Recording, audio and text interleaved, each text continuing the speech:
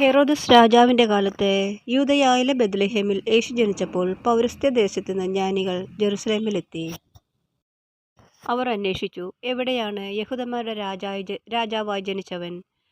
ഞങ്ങൾ കിഴക്ക് അവന്റെ നക്ഷത്രം കണ്ട് അവനെ ആരാധിക്കുവാൻ വന്നിരിക്കുകയാണ്. അത് കേട്ട് ഹെറോദസ് രാജാവ് അസ്വസ്ഥനായി, അവനോടൊപ്പം ജെറുസലേം മുഴുവനും. അവൻ പ്രധാന പുരോഹിതന്മാരെയും ജനത്തിനിടയിലെ നിയമജ്ഞരെയും വിളിച്ചുകൂട്ടി, ക്രിസ്തു എവിടെയാണ് ജനിക്കുന്നത് എന്ന് ചോദിച്ചു.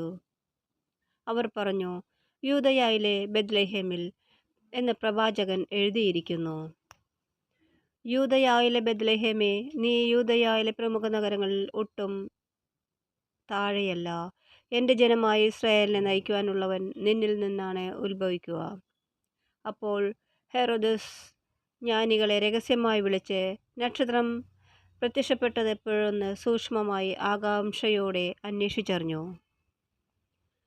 അവൻ അവരെ ബെത്ലഹേമിലേക്ക് അയച്ചുകൊണ്ട് പറഞ്ഞു, പോയി ശിശുവിനെപ്പറ്റി സൂക്ഷ്മമായി അന്വേഷിക്കുക.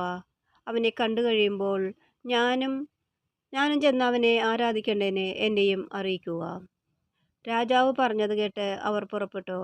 കിഴക്ക് കണ്ട നക്ഷത്രം അവർക്ക് മുന്നേ നീങ്ങിക്കൊണ്ടിരുന്നു.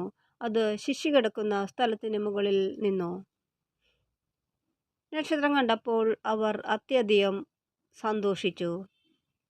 അവർ ഭവനത്തിൽ പ്രവേശിച്ച് ശിശുവിൻ്റെ അമ്മയായ മറിയത്തോടുകൂടി കാണുകയും അവനെ കുമ്പിട്ട് ആരാധിക്കുകയും ചെയ്തു. നിക്ഷേപപാത്രങ്ങൾ തുറന്ന് പൊന്നും കുന്തിരിക്കയും മീറയും കാഴ്ചയർപ്പിച്ചു. ഹെറോദോസിൻ്റെ അടുത്തേക്ക് മടങ്ങിപ്പോകരുതെന്ന് സ്വപ്നത്തിൽ മുന്നറിയിപ്പ് ലഭിച്ചതിനനുസരിച്ച് അവർ മറ്റൊരു വഴിയെ സ്വദേശത്തേക്ക് പോയി.